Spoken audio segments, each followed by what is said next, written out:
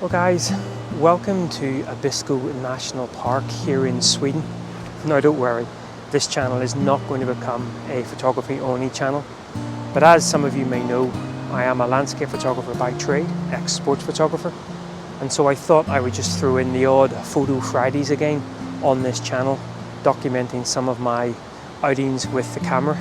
Now perhaps what better place to start than here in Abisko at the start of autumn, or Ruska as I believe it is known here in Scandinavia, especially in Finland.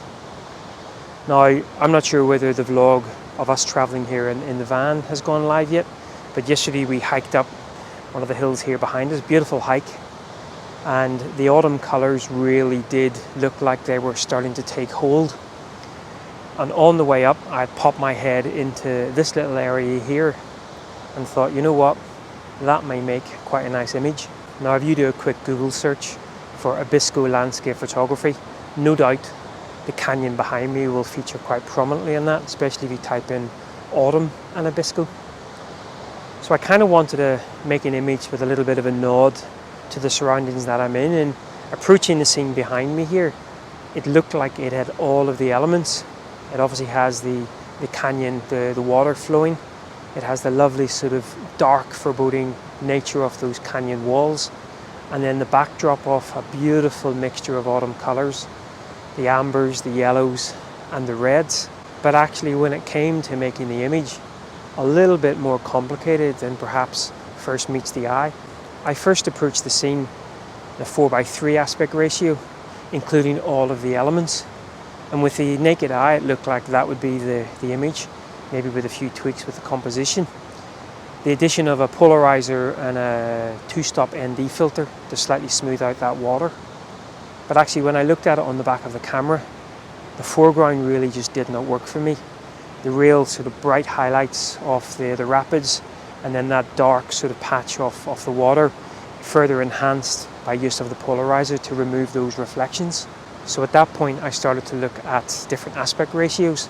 Firstly a 1:1. Now sadly I only have the one lens for the GFX, the 35-70, and even at its 70mm, it just wasn't tight enough in. I failed to really make a decent go at a 1:1 composition. Now I could sort of frame it up and then crop in further, but that's not really ideal. So I then switched over to a 16:9 aspect ratio, and I feel at this point things started to kind of come together. Now surprisingly, with a 16:9 aspect ratio, you start to remove most, if not all, of the canyon water itself. Now it might be as I move further up the canyon I'll be able to reintroduce that again, but I just feel here the two elements perhaps sort of play against each other more than complement each other. So that 16:9 aspect ratio started to really get towards the vision that I had for actually making an image at this particular scene. I then switched into the 65:24 aspect ratio, which is a very long, narrow frame, and actually an aspect ratio that I really do love shooting on the GFX. And I feel at that point I really started to get much closer to the framing that I wanted in the image, and it was just a case then of fine-tuning the composition. Now when it came to fine-tuning the composition, there were a couple of things that I wanted to bear in mind. Firstly, on the left-hand side of the frame, if I moved too far to the left or zoomed out a little bit too much, the bright highlights of the sky entered the frame. If I moved too far to the right, all of a sudden I was losing that lovely sort of autumn feel, as there's a very green sort of bush tree on the right-hand side. And then finally, just below my feet on this side of the canyon, there was also a couple of sort of twigs and branches which actually are quite difficult to make out when you're looking through the viewfinder.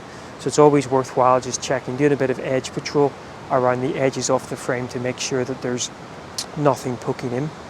So with a 65:24 aspect ratio in play, it was then just a case of maybe lining up the various elements. I really wanted to include some of the reds in there, and obviously the yellows, and making sure that at the edges of the frame, those birch trees were kind of complementing the edges themselves. Now maybe when I get it back into post, obviously, even though I've overlaid the aspect ratios, I'll still have the full 4:3 to play with, and it might be that I kind of increase that aspect ratio a little bit, but I was quite pleased with the 65:24.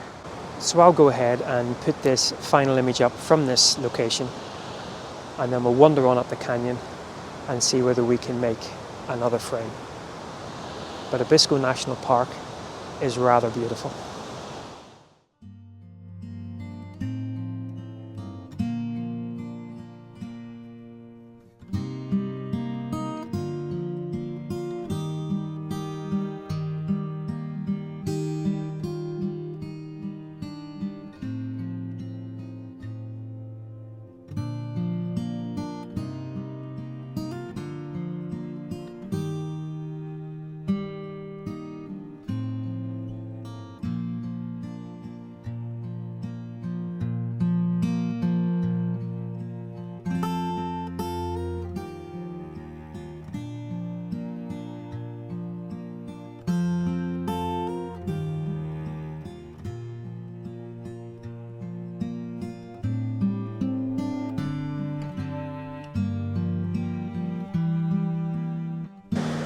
So the sun has come out, which isn't very conducive to landscape photography, or at least in the woods. But thankfully, as some of you may know, I also write for a travel magazine, and what quite often they're looking for, I'm actually in the process of writing an article on travelling in the camper van through Autumnal Scandinavia, and actually they don't really mind. In fact, they quite like to see the blue sky images as well. So it actually affords me to not just simply pack the camera away, but start to think a little bit about what the magazine is actually after as well. And that was the scene here that I was shooting behind. I'm still not quite sure it works, but that does include all of the elements, the Abisko Canyon, the lovely autumnal colours, and then actually a little nod to the mountain range behind us as well, with of course that blue sky that the magazines like to see.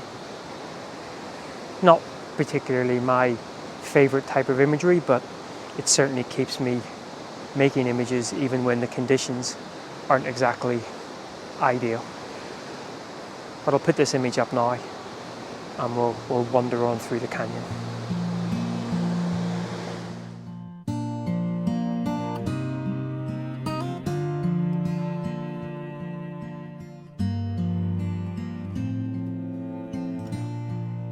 So making my way along the canyon, just peering down into it, and I love some of the natural shapes that the flow of the river has made.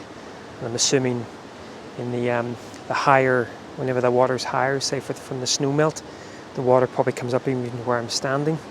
Now unfortunately I've set up a composition behind me here in a little 1x1, and I quite like the sort of opposites. There's a little sort of natural hollow that the water has made on the bottom of the frame, kind of reflected with a slightly larger one at the top of the frame, but it really doesn't work at the moment because it's casting far too many sort of light and shadows into the scene. And looking at kind of up above me here, it doesn't look like all we really need is a cloud to move across, but at the moment it doesn't look like there's any clouds in there. But I'm gonna hang on here for maybe 5-10 minutes and see. I've made an image with the bright sunshine just to show you how it doesn't work with the light and the shadow, and hopefully you might get lucky with a cloud moving across. But if not, I guess we'll just show you the image of with the sunshine, and then we'll wander on. This place would be quite nice at winter as well. Treacherous, but I'm sure some of the ice formations are pretty beautiful.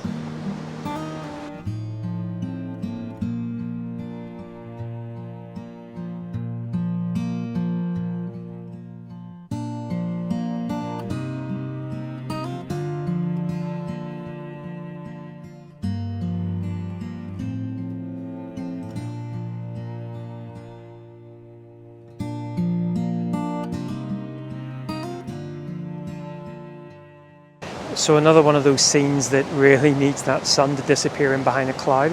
There's a couple more clouds in the sky, but yeah, I think we're actually being slowly beaten this afternoon, which is okay. I mean, I really thought we were going to have sort of overcast, sort of diffused light.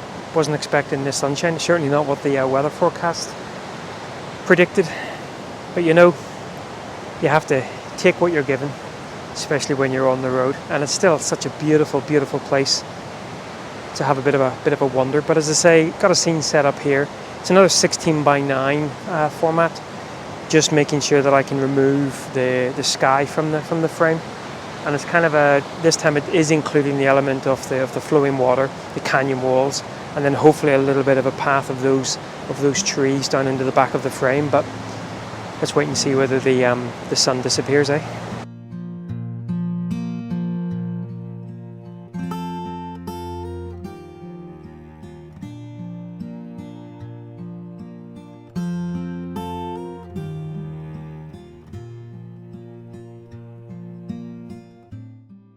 Well guys, I think I'm going to have to admit defeat.